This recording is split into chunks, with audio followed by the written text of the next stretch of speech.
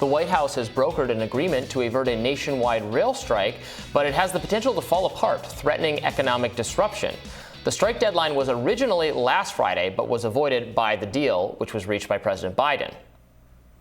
The Hill reports that the agreement would mandate two-person crews, cap healthcare costs, and allow workers to take time off for medical appointments or other scheduled events without being penalized, all key concessions won by the unions. The deal also provides 24% raises over 5 years. But nearly 36 hours after the agreement was announced, rail workers said they still did not have concrete details on sick leave and voluntarily assigned days off. That raised doubts about how strong the new contract language truly is. So, Robbie, where are you on this? Well, I mean, that's concerning. Look, I absolutely support the right of workers in the private sector in particular to organize for better conditions, better pay, et cetera. That's what they're doing here. It looks like management met some of their demands and a reasonable compromise was worked out. Look, this is all to the good. What do you want me to say? I want them to get more compensation, without fundamentally breaking our infrastructure. I think it would be a disaster if they strike. We absolutely want to avoid this at all costs. It could just be our supply chains are already stressed, our food, energy, other prices already out of control. This would make that so much worse. So now is a terrible time for a strike. Although, yes, I understand how this works. This gives the laborers, the organizers, more power in this situation because we're so dependent on what they're doing. And so they have the right to ask for more accommodations. It looked like they got a lot of them. So I really hope that the strike is still averted. It looks like they had a reasonable deal in place last week, so I really don't want it to fall apart. You've got your finger on the pulse of the labor movement a little bit better than I do. What do you make of it? So I was talking to Charles Starworth, who's written for us at Newsweek about this very eloquently. He works on the railroad, and he was telling me that to a lot of people, this felt like a very sort of politicized moment for the Biden administration ahead of the midterms.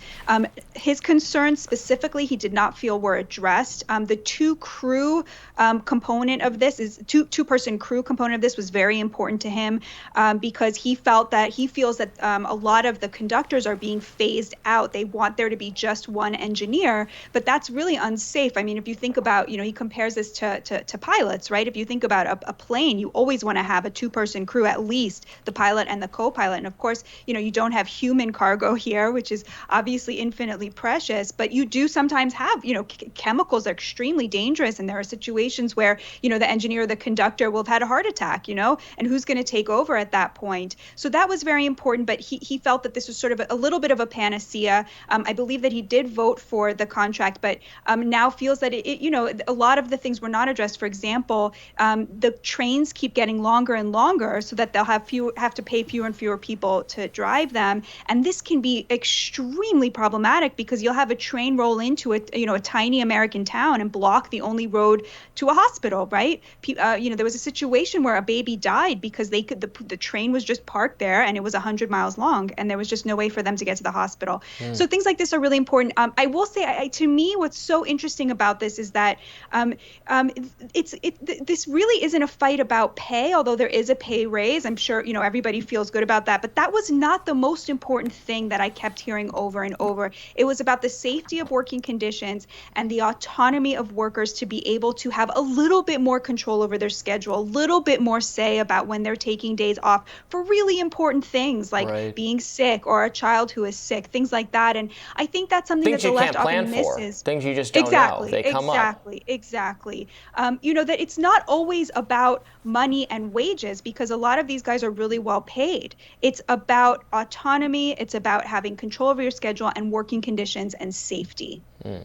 Well, rail workers are set to vote on the tentative deal reached between unions and railroads on Thursday morning. If any of the 12 rail unions involved fail to ratify a new contract, nearly 125,000 rail workers could be headed for a strike, which again, I think would just be really, really bad for the country right now, which is not to say that they don't, have a right to, they're not required to work. They can stop working at any time, and they can do so in order to have more of their demands met. So my understanding is they've gotten. So now they get an additional day, or maybe it was more than one day, or maybe it was just one day. I can't quite recall. Maybe you do. Of one day a month. Yeah, one day a month of flexible time off, which they didn't have at all before, which does seem really hard because medical things come up, right? What if a kid is sick, that kind of thing.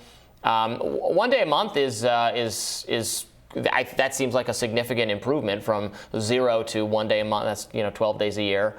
Obviously, it could be better than that, but if they want more than that, I guess is that what the dispute is over now? So the problem is that so after 1 year you get 1 week of paid time off. After 2 years, 2.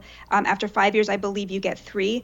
The problem is with unpaid time off, right? So they're saying, look, that's fine for paid time off, but if I have an emergency, I want to take an unpaid time off. I want to be able to say I just can't come in today.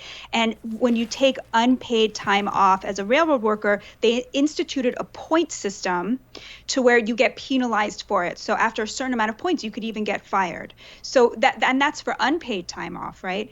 That's what they're really trying to ratify. And I think there was also a very emotional component here, because the railroads, in trying to argue why they shouldn't have to make any of these concessions, argued that all of their billions and billions of dollars in profits had come from, quote, innovation, right? And profits coming from, stocks and investments, as opposed to the laborers. And I think people felt very insulted by that. The thing that should happen when an economy relies on your labor is you should be able to demand more as a result of that. I mean, that's sort of just fair, right? And what happened was the Biden administration stepped in to stave off this strike.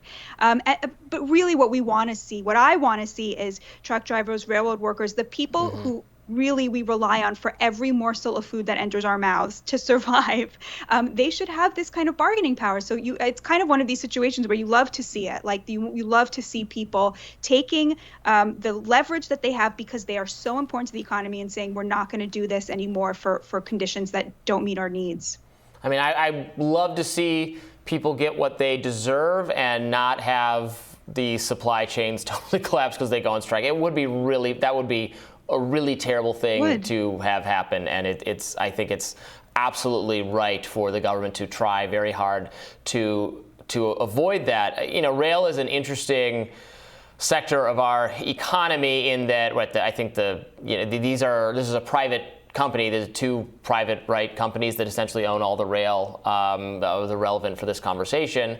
But it so intersects with the government, and they go across public land and everything. So it's one of those kind of messy public-private partnership where at the end of the day you have a corporation that is earning all these profits, but has to rely on a lot of government policy and favorable treatment and agreements and all these other things that end up turning it in. It's something between a corporation and a public utility. So it ends up being it's hard to, you can't just be adjudicated on pure sort of private ground, because it's partly a public resource, even a government resource. So it gets very tricky in the details. So I just hope they work out something that really is fair to people working, because like you said, they're very important, but that does avoid a strike, which would just be catastrophic and is not something anyone should want to happen. Even you can be pro workers and want workers to get what they're owed. Absolutely. I've been against putting all sorts of new requirements on workers from COVID and everything else that they don't want. But let's try to work it out and not have there be a strike. That's what I would say should happen.